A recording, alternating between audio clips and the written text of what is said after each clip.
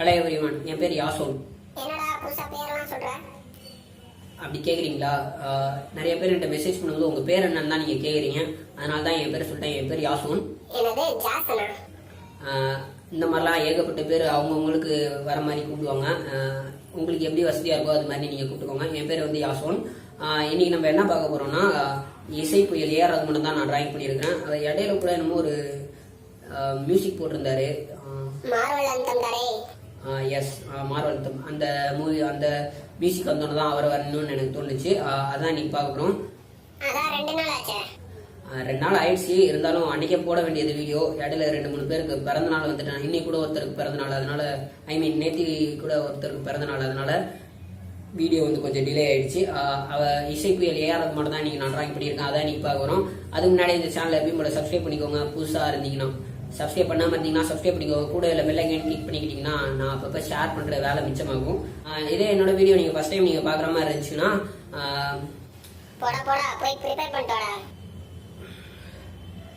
Next time prepare பண்ணிட்டு வரேன். இதே என்னோட வீடியோ நீங்கள் ஃபஸ்ட் டைம் பார்க்குற மாதிரி இருந்தால் கீழே டிஸ்கிரிப்ஷனில் லிங்க் கொடுத்துருக்கலாம். எப்படிலாம் வந்து ட்ராயிங் பண்ணணும், எப்படிலாம் லிங்க் என்ன, எப்படிலாம் மொபைல் பார்த்து வரையணுன்ட்டு டீட்டெயிலாக கீழே வந்து கொடுத்துருக்கேன். அதில் நீங்கள் போய் பார்த்துக்கோங்க. இப்போ இந்த வீடியோ பாருங்கள். அப்பப்போ பாயிண்ட் எடுத்து கொடுக்குறது. நன்றி.